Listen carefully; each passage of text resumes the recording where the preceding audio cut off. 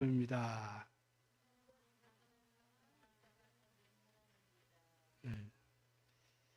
확신이 없이 얘기하는 것 같아요.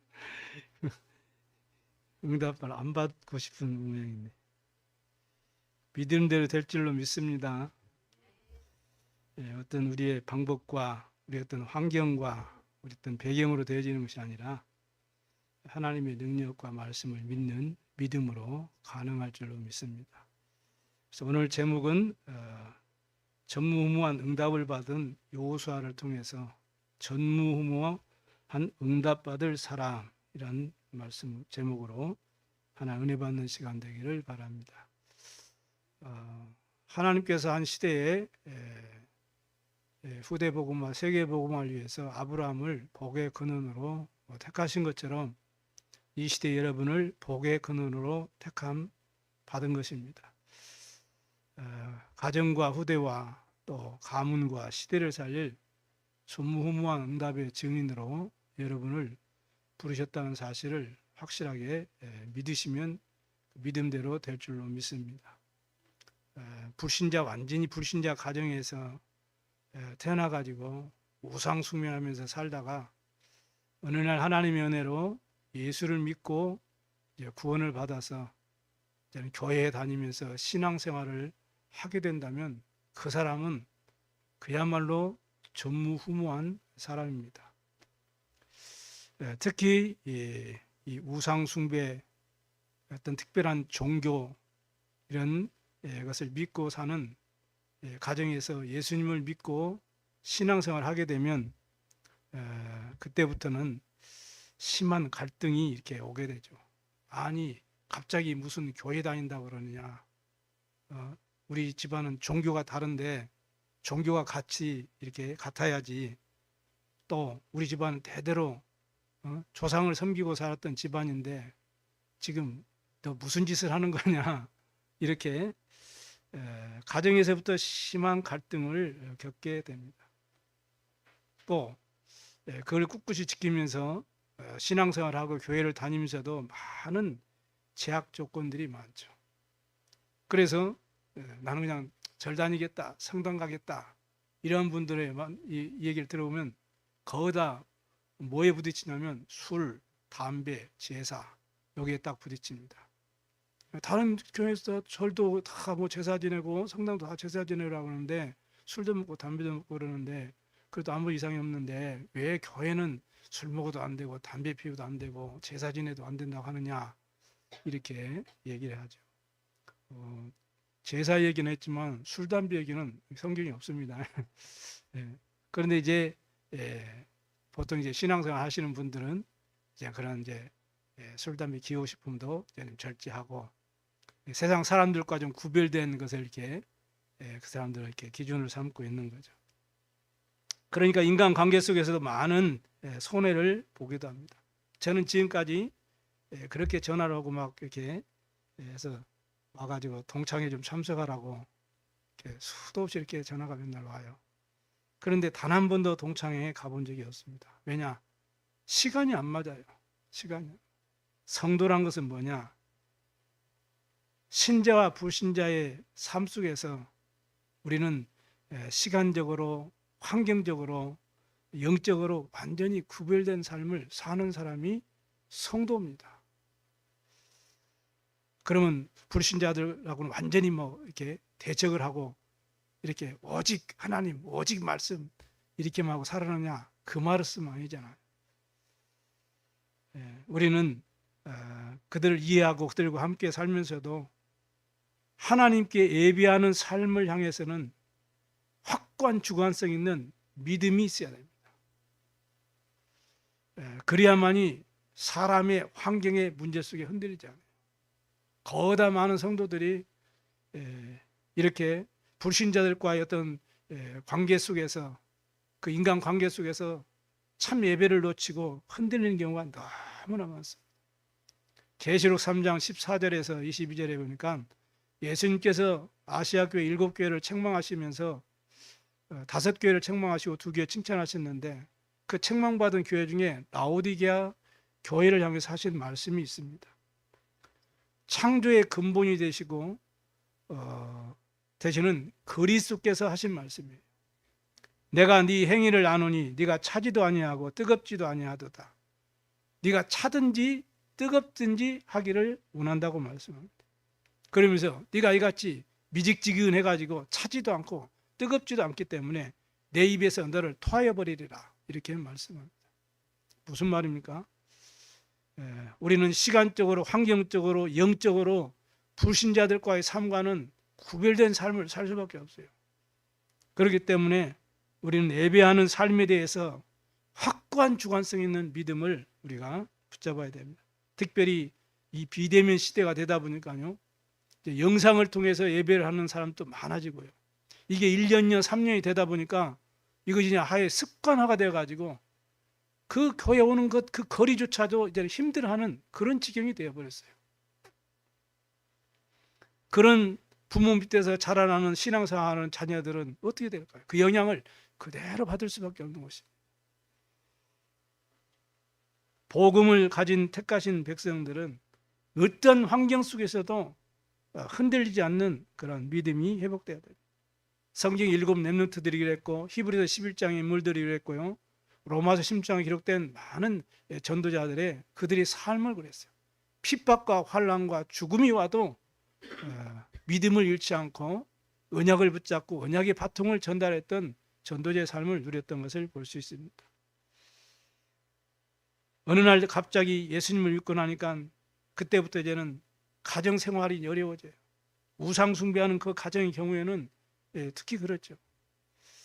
또 직장 생활도 힘들어요.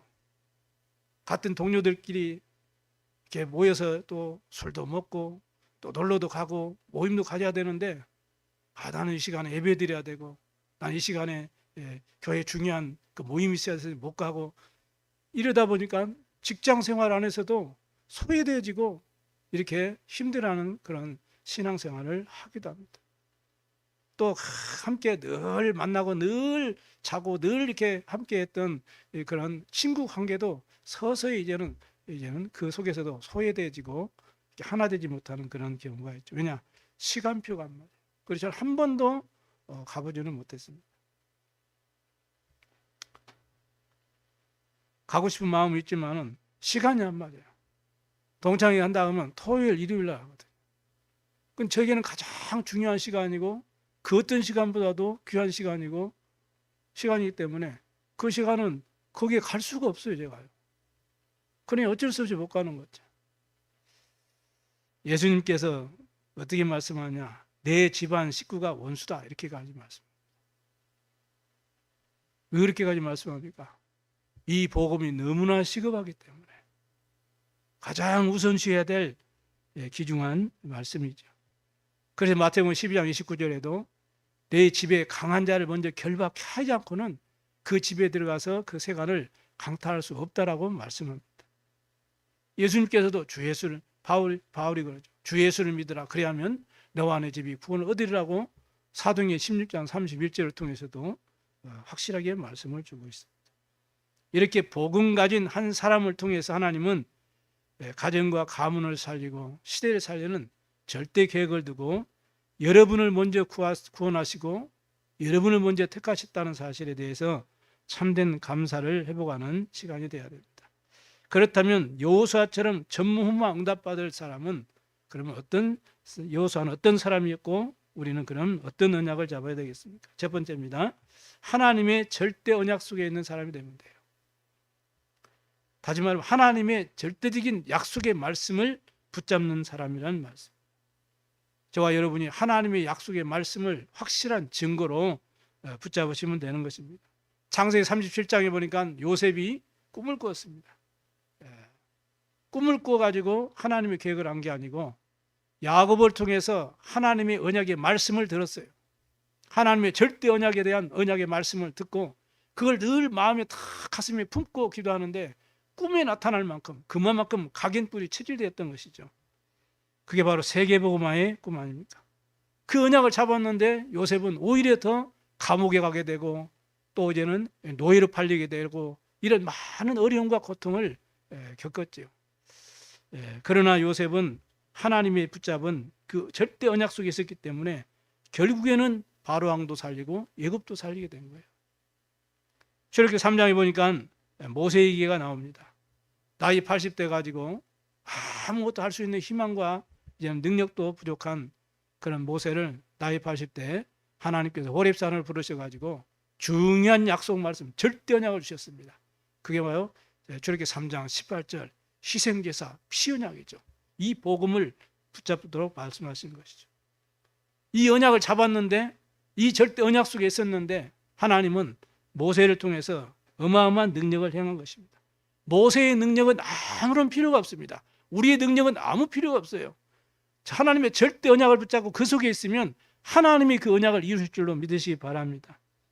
출애굽의 그 10가지 기적을 재앙을 이기고 이스라엘 백성들을 출애굽시켰어요.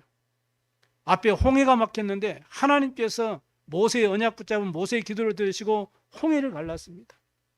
그리고 어마어마한 척박한 광야의 길을 걸어가는데 하나님께서는 기적을 베푸셔서 만나를 먹이시고 메추라기를 먹이시고 반석에 물을 내시고 구름 기둥 불 기둥으로 완벽하게 절대 언약 속에 있는 모세를 붙잡고 하나님이 인도하신 것을 우리는 성경을 통해서 알고 있습니다.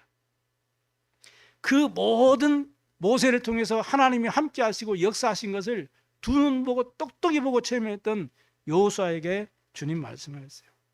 여호수아 1장 1절에 9절에 보니까 중요한 여호수아가 되는 모세 이후에 지도자가 되어가지고 이스라엘 백성들을 이제는 광야로 이끌고 가는 가나안을 향해서 가는데 주님이 처음부터 약속하시고 말씀했습니다.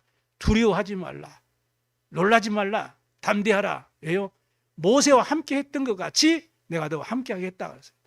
모세와 여호수아에게 함께 하셨던 것 같이 오늘 여러분과 함께 하심을 믿으시기 바랍니다. 네 밟는 땅을 이미 내게 다 주었다 약속했어요. 그 약속의 말씀을 딱 증거로 붙잡은 것입니다. 너를 당할 때가 결단코 없게 될 것이다 말씀했어요. 그러니까 아무리 연합군이 일어나고 무슨 일이 일어나도 여호수아는 실패할 수가 없음을 확실하게 알고 있었어요. 왜냐? 말씀을 확실한 증거로 붙잡았어요. 저와 여러분이 절대 언약 속에 있으면 여호수아처럼 절대 전무후무한 응답받을 증인 되어지게 될 줄로 믿습니다.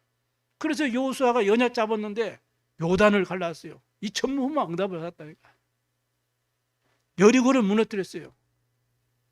이 여호수아 이 군대들이 뭐 싸워서 무너뜨린 게 아니거든요.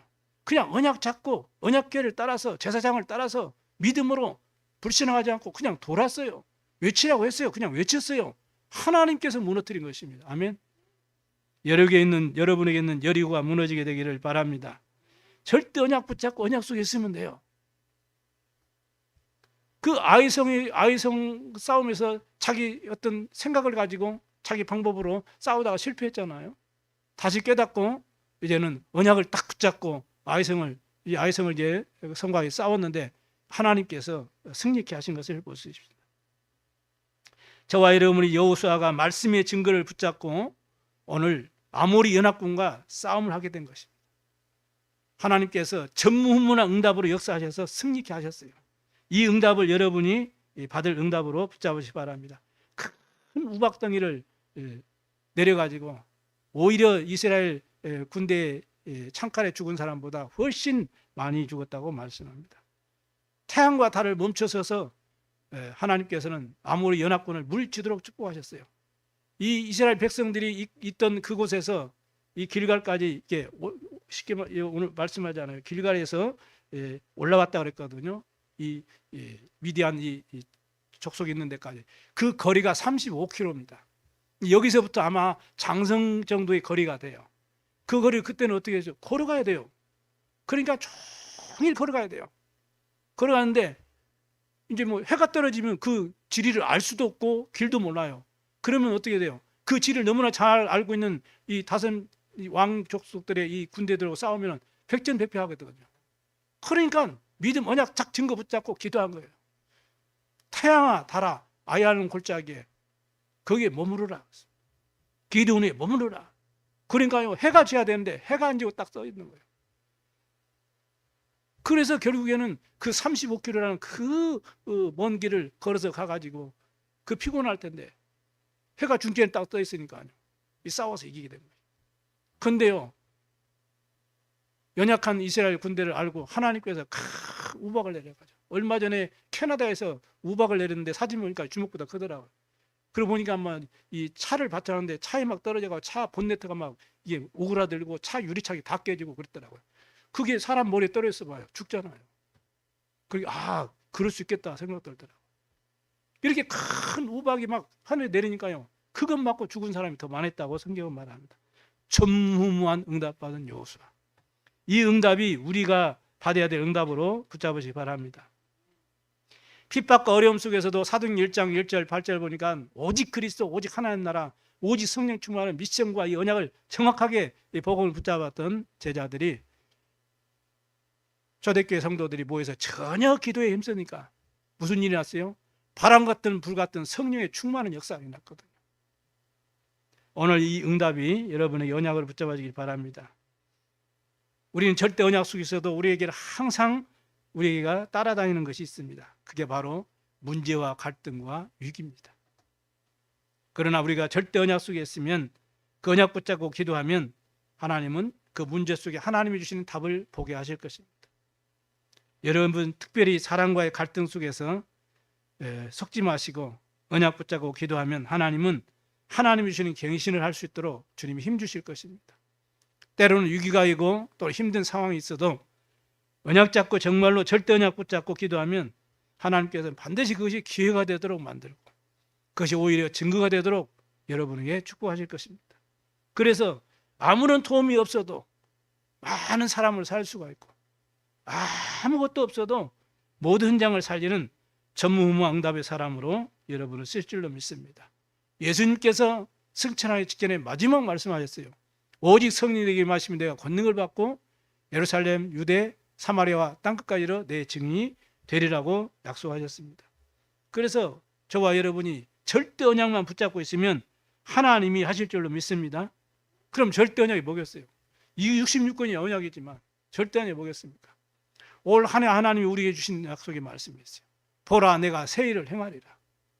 나와 교회와 현장을 향해서 새 일을 행하리라는 이 언약이 우리에게 절대 언약을 붙잡아야 돼요. 그러면 이 언약 붙잡고 언약의 성취를 따라서 이제는 응답받고 인도받는 한 주간 한 주간의 강단의 말씀을 여러분이 절대 언약을 딱 붙잡게 되기 바랍니다. 본부 말씀과 기도점 이 말씀은 세계 복음을 향한 방향과 그 흐름을 알려주는 거거든요. 그래서 우리가 절대 언약을 붙잡고 기도해야 돼요. 그 속에 있으면 하나님께서는 반드시 일을 통해서 만남을 통해서 또 이제는 문제와 현장을 통해서 현장을 향해서 하나님의 언약의 말씀으로 여러분이 정말로 편집되고 이제는 설계되고 디자인되도록 축복하실 것입니다. 그래서 나와 교회와 현장을 살릴 전무후무한 응답 24의 축복을 체험하는 증인으로 승리하실 줄로 믿으시기를 주의 이름으로 축복합니다. 두 번째입니다. 이 여호수아는 하나님의 절대 언약을 붙잡고 어디에 있었어요? 절대 여정 속에 있었어요. 하나님의 절대 여정 속에 있게 되기를 바랍니다. 절대 언약은 뭐예요? 복음이죠. 예, 절대 목표는 세계 복음입니다. 그 과정이 지금 절대 여정이에요. 그래서 이스라엘 백성들을 데리고 출애굽해서 이제는 가나안 땅으로 가는 그 절대 목표 속에 지금 광야의 길을 그 여정을 가는 것입니다. 그래서 우리의 삶이 절대 여정 속에 있는 거예요. 그래서 영적으로 복음의 눈으로 이 세상을 보고 사람을 보고 문제를 보고 진단할 수 있어야 됩니다. 그래서 우리가 그들에게 정확한 하나님 말씀과 복음으로 답을 줄 수 있는 그런 절대 여정 속에 있게 되기를 바랍니다. 오늘 아모리 지금 이 연합군을 보십시오. 영적으로는 이게 영적 흑암의 세력으로 우리가 영적으로 진단할 수가 있는 거죠. 이 아모리 족속들은 다섯 족속들이 서로가 다르잖아요. 그래서 살면서 서로 막 싸우기도 하고 서로 경쟁하기도 하고 때로는 서로 공존하기도 하면서 이렇게 살았어요. 그러다가 이 기드온이 이 족속들이 이제는 이스라엘과 화친했다고 이렇게 하니까 예루살렘 왕이 이제는 그 다섯 이 족속들을 불러가지고 함께 연합하자. 우리가 저 기드온을 치자. 이렇게 이제 연합을 하게 된 거죠. 그러니까 이스라엘과 이제는 연합한 화친을 맺은 이제 그 기드온을 치기 위해서 이제 연합해서 이제 올라오는 겁니다. 그 소식을 듣고 여호수아에게 탁 이제 기별을 하죠. 이제 지금 이 다섯 이제 아무리 연합군들이 와서 우리를 치게 됐다. 와서 좀 도와달라. 이렇게 지금 이 얘기를 하는 거예요. 그러니까 이제는 여호수아가 군대들 이끌고 이제는 올라가는 것입니다. 모든 군사 용사를 이끌고 이제는 길갈에서 이제는 기드온까지 이제 가는 거예요. 이제. 그 거리가 35km라고 기록되어 있습니다. 그래서 그 길을 이제는 가게 되는 것입니다. 여러분, 서로 분쟁하고 서로 다투고 서로 자기 유익과 목적을 위해서 싸우던 사람들이 어떤 자기들의 유익을 위해서 목적을 위해서는 다 또 연합을 하게 되거든요. 이게 세상의 모습이고 이게 불신자의 모습이고 불신자의 삶이고 불신자의 생각이라는 겁니다. 이런 상황 속에 정말 만에 하나 하나님이 주신 언약의 복음을 가지고 이 생명의 빛을 가지고 여러분이 이런 세상 속에 지금 살아가는 거예요. 세상 많은 사람들은 서로 소통하고 살면서도 결정적인 순간에 자유익을 위해서 살고 자기 목적을 위해서 다른 사람을 버리기도 하고 죽이기도 하고 지금 정치권 보세요.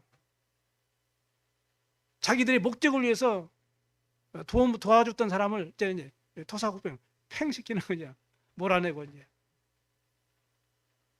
이런 세상 속에 이런 세상 사람들의 세상 사람들의 생각 속에 그런 삶 속에 우리 후대들이 이제 그 세상으로 가는 거예요. 그러다가 교인들이 어떤 조그마한 문제를 일으키면 뉴스 나오죠, 방송 타죠, 신문 나오죠, SNS 나오죠. 이 가지고 얼마나 무차별적으로 공격을 합니까? 그런데다가 이 정말로 복음이 희미해져 가지고 하나님 말씀이 땅에 떨어지는 이 시대가 되기 때문에 많은 우상 종교들이 거짓 사상들이 일어나고 보니까 이제는 교회가 힘이 없어요. 세상에 영향을 주지 못하고 답을 못 주니까 이제는 세상의 우상 문화들이 우상 종교들이 사상들이 일어나 가지고 세상을 장악해 하고 있습니다. 그러니 그들이 이제 힘을 합쳐 가지고 교회를 핍박하고 성도를 핍박하고 이렇게 지금 세상이 가고 있어요. 하나님을 믿는다면서 예수 믿는 것들이 도대체 생각이 있는 것인지 없는 것인지 이렇게 비난하고 손가락질하고 있습니다. 성경에 의인이 없나니 하나도 없다고 그랬습니다. 우리 의는 더러운 것과 같다고 그랬고 모든 사람이 죄를 범하였으며 하나님의 영광을 이룰 수 없다고 말씀합니다. 여러분, 이 세상 사람들은 어떤 사람이든지 모든 사람들에게는 다 영적 문제가 있어요. 태어날 때부터 창세기 3장 원죄를 가지고 태어났어요. 그래서 모든 사람들은 다 복음을 들어야 되고 하나님을 만나고 죄와 저주의 세방을 받고 사단과 지옥의 권세에서 자유로워야 돼요. 그리고 영적 문제가 해결돼야 돼요. 그런데 그 복음을 모르죠. 영적 사실을 모르는 이 세상 사람들은 어떻습니까? 자기의 의로서 율법과 종교로서 어떤 세상적인 기준 가지고 이 성도들을 바라보고 교회를 바라보니까 그 기준을 바라보니까 자기 기준으로 안 맞는 거죠. 그리고 예수님께서 그래서 제자들 향해서 유대인들 바리새인들 향해서 다른 교훈을 말한 거예요. 그들이 생각하는 종교와 율법으로 가지고 자기는 행함으로써 말씀을 지킴으로써 구원받는다고 생각하는데 예수님께서 내가 안식일의 주인이라고 하고 믿음으로 구원받는다고 하고 이러니까는 그들의 교훈이 예수님의 교훈이 그들의 자기들이 생각하는 교훈과 가르침과 사상으로는 이 배척이 되는 거예요. 그러니까 예수님을 핍박하고 이단시하고 이랬던 것입니다. 그래서 기독교인들이 또로 교회가 조그마한 실수를 하고 잘못을 하게 되면 언론과 세상이 떠들썩하게 이렇게 비난을 하게 되는 것입니다. 예수님 이 바울은 에베소 6장 12절에 우리의 싸움은 혈과 육에 대한 것이 아니고 하늘에 있는 악한 영들과의 영적 싸움이라고 정확하게 진단을 하고 있습니다. 그래 유목사님 말씀하신 것처럼 특히 잘하는 이제 세상을 나가야 될 우리 후대들은 렘트들은 세상을 두려워할 필요도 없어요. 또 그렇다고 해서 막 세상의 환경을 보고 부러워할 필요도 없고 또 세상에 대해서 또 우습게 여길 필요도 없어요. 왜냐? 세상을 두려워하지 않아도 되는 이유는 이 세상 사람들은 육신적인 것 충만히 가지고 있는 것 같아도 사실은 영적인 힘이 하나도 없어요. 요한일서 5장 4절에 믿음으로 능히 세상을 이길 수가 있다고 했거든요. 오직 하나님의 능력과 말씀과 복음의 능력을 믿는 믿음으로, 성령의 역사를 믿는 믿음으로 우리는 세상을 이길 수가 있고 영적 싸움에서 승리할 수가 있는 것입니다. 그래서 세상을 두려워할 필요는 없어요. 정확한 언약 붙잡고 믿음으로 서게 되면 됩니다. 그러나 세상을 또 그렇다고 해서 큰 세상을 바라보고 부러워할 이유도 없는 것입니다. 왜냐? 눈에 보이는 세상 것들은 전부 있다가 없어질 헛된 것이거든요. 거짓된 것이거든요. 참된 것이 아니기 때문에 부러워할 이유도 없다. 거대 세상의 화려한 문화를 보고 우리 렘넌트 후대들은 부러워하고 유행을 따라가고 문화를 따라가게 되는 것입니다. 세상 것은 거기다 전부 사라진다고 그랬어요. 이사야 40장 8절에 여호와의 말씀만 영원하다고 말씀합니다.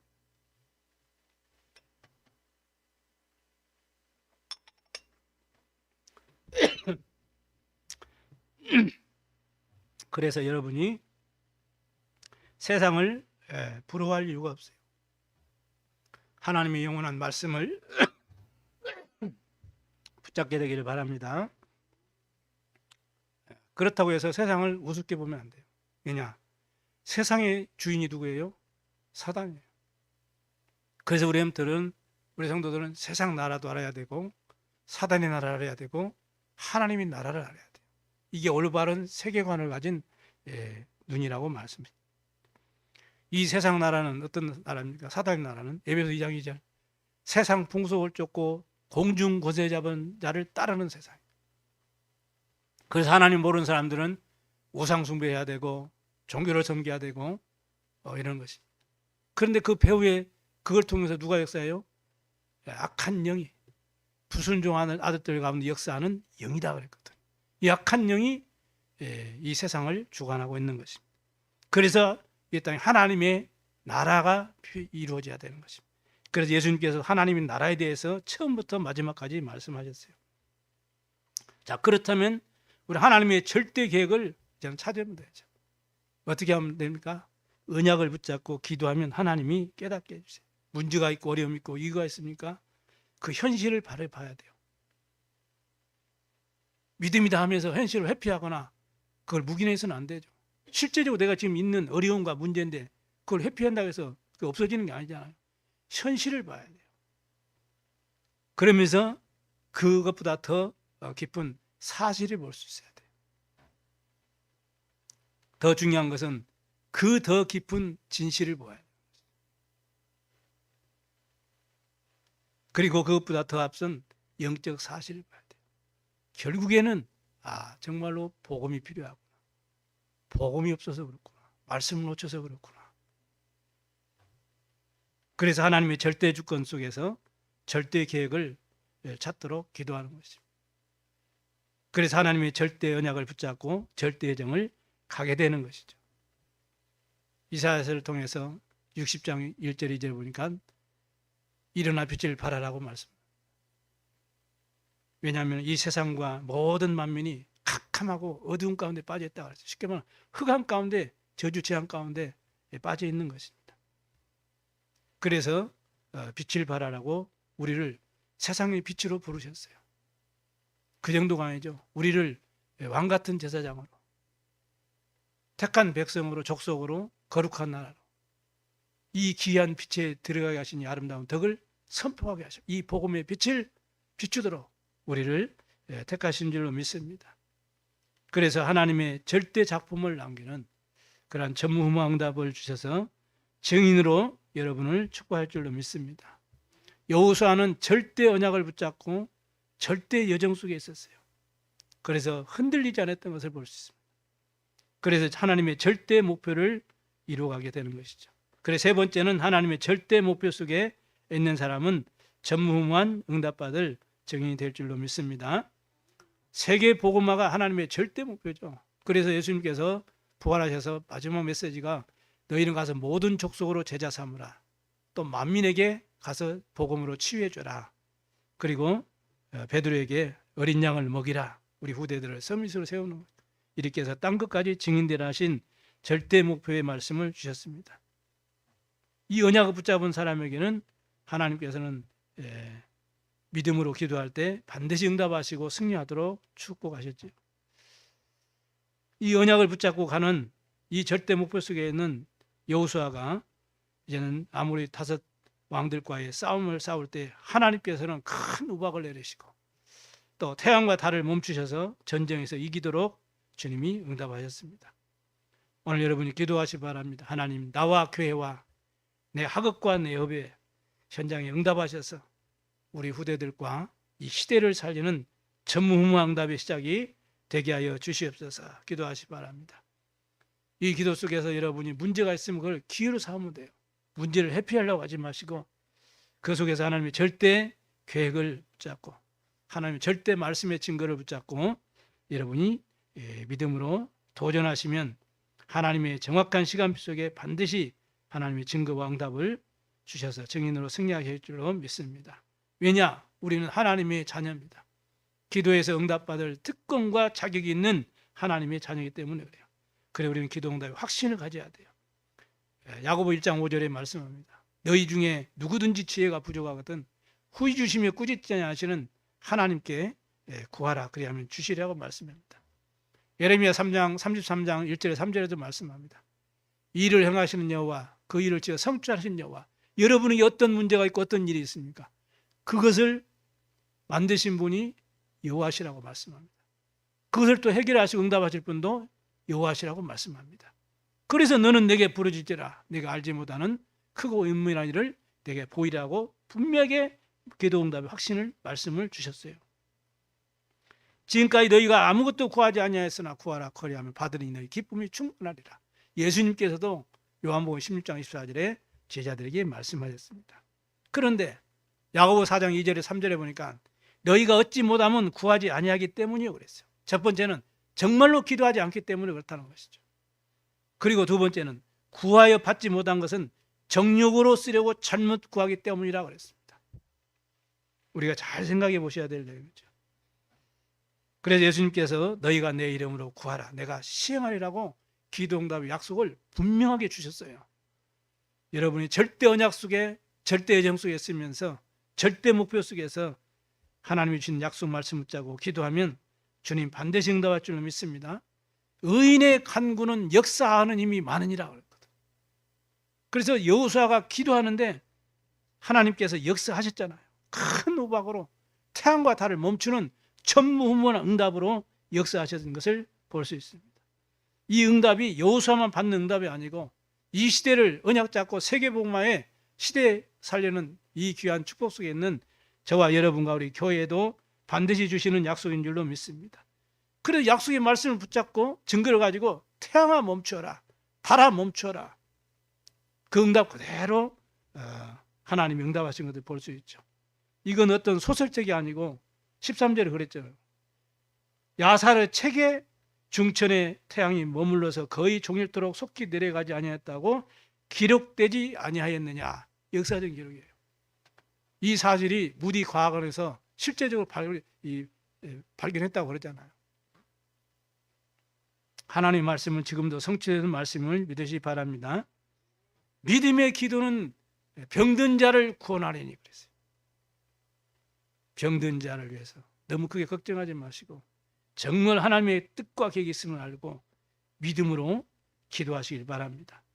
하나님은 일곱 렘넌트들에게 전무후무한 기념비적인 그런 작품으로 응답해 주시고 증인 삼으신 것처럼 저와 여러분에게 축복을 주실 것입니다. 여호수아에게 요단을 건너게 하시고 여리고성을 무너뜨리게 하시고 아이성을 정복하게 하시고